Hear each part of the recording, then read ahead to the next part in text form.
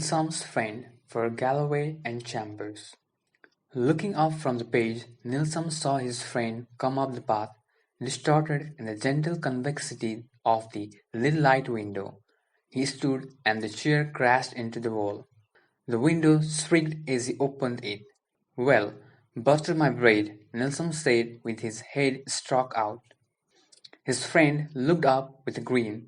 His hair was thick and his beard was long and lustrous in the creamy sunlight.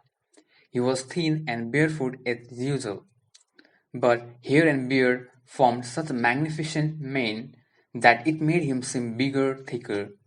"You look like a lion." Nilsson's friend stopped below the window. The air was congested with the sounds of birds and cicadas. A dog barked. It was spring in Perth. Nilsson's friend wore the tiger-striped calico pants his girlfriend had made and a black t-shirt bearing the words "Surfers Against the Nuclear Destruction." He squinted in the sunlight. "Got in the last night. You're early. Ran out of money in Athens." Nilsson shook his head. "Athens?" Both of them broke into laughter.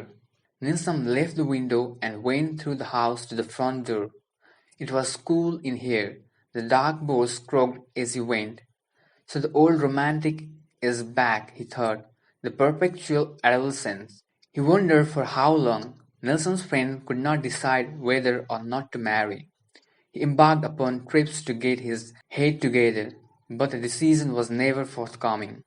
There were always stories.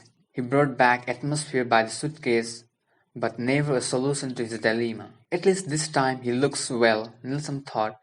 Last time he looked like something out of Belson. "The boy asleep?"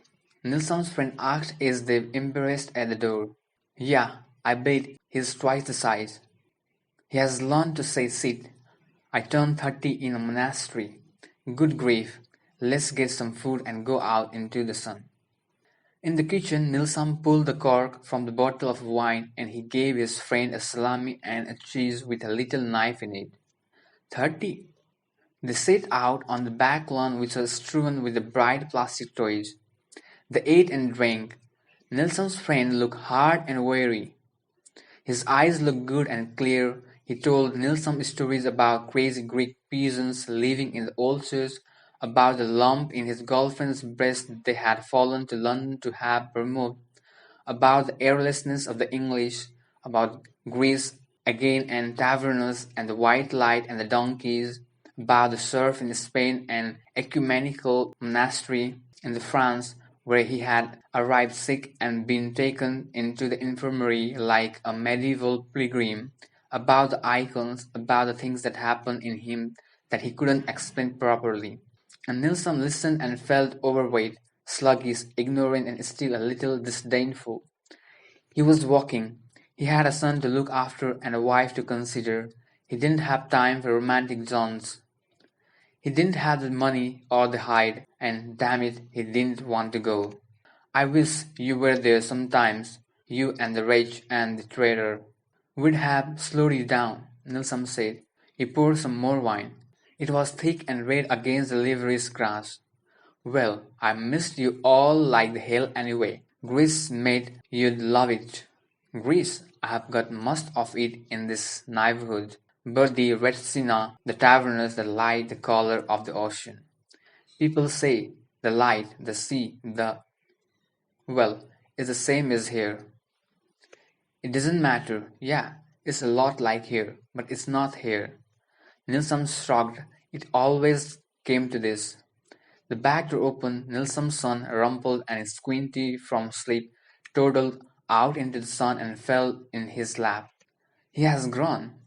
He has crabbed himself too," Nilsson said with a smile, and he put his lips to the child's hair, smiling hair. "You are good with him." Nilsson shrugged. He felt dowdy. He was a man and he felt dowdy like women were supposed to feel dowdy. "Did you see the rooster?" He pointed up the back. "What's it? A leghorn emu cross. Biggest rooster in the world." Nilsson's friend laughed. "Reminds me," Nilsson said. "A little girl bloomed into me coming out of the record shop yesterday while I was riding past.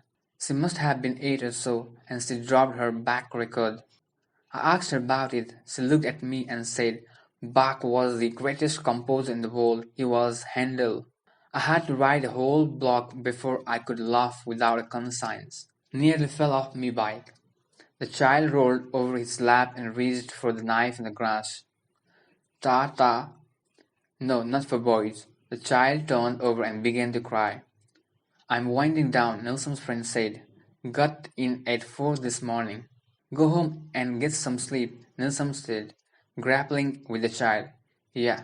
They walked through the house to the front door, and on the veranda they stood in the noonday shade and looked out across the suburb with its closed houses and smudges of smoke from the spring burn-off. By the way, Nelson said, what's the verdict? I turned 30. It put me out of kilter, couldn't decide.